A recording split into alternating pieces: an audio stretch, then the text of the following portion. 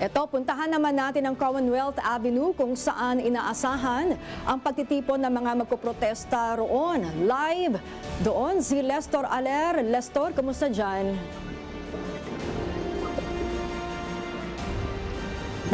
Sa ngayon ay patuloy yung pagsasagawa ng kabi-kabilang kilos protesta ng iba't ibang progresibong dito yan sa kahabaan ng Commonwealth Avenue sa Quezon City. Kasabay ito ng ikalibang State of the Nation address ni Pangulong Ferdinand R. Marcos Jr.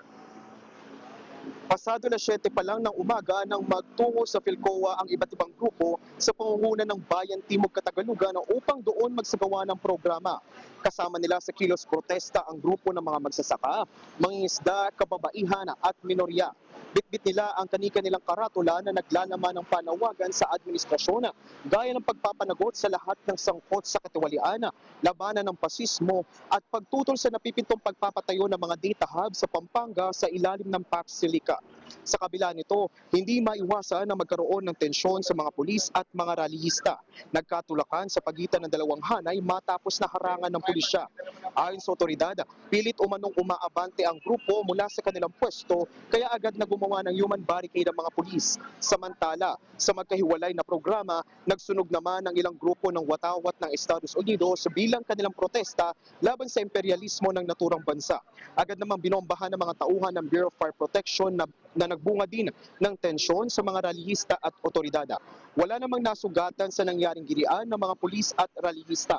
Ayon kay District Director Police Brigadier General Randy Glenn Silvio ng Quezon City Police District, bagamat walang permit mula sa LGU ang sinagawang kilos protesta, ay kanila naman papayagan na magsagawa ng programa ang mga grupo basta't dumaan ito sa pag-uusap.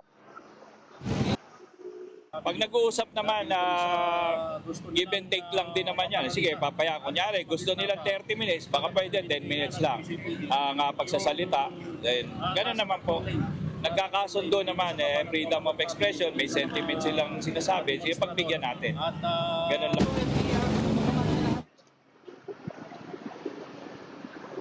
Sa ngayon, ma-Anjek Ninya, patuloy naman yung pagmamarcha ng mga ilang grupo dito sa Commonwealth papunta sa kanilang mga rally site gaya nitong ACT Teachers o Alliance of Concerned Teachers na magsasagawa ng programa sa harap ng Yamaha Commonwealth. Samantala, narito naman tayo malapit dito sa St. Peter Parish Church, dito pa rin sa Commonwealth, upang antabayanan nga yung gagawing kilos protesta o programa ng grupong bayan naman. Samantala, may mga napaulat na naarestong mga rallyista habang nagsasagawa ng kanilang mga programa dito sa kahabaan ng Commonwealth.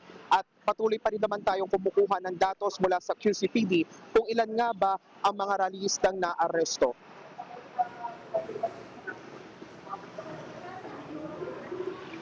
Alright, maraming salamat sa iyo, Lestor Aler.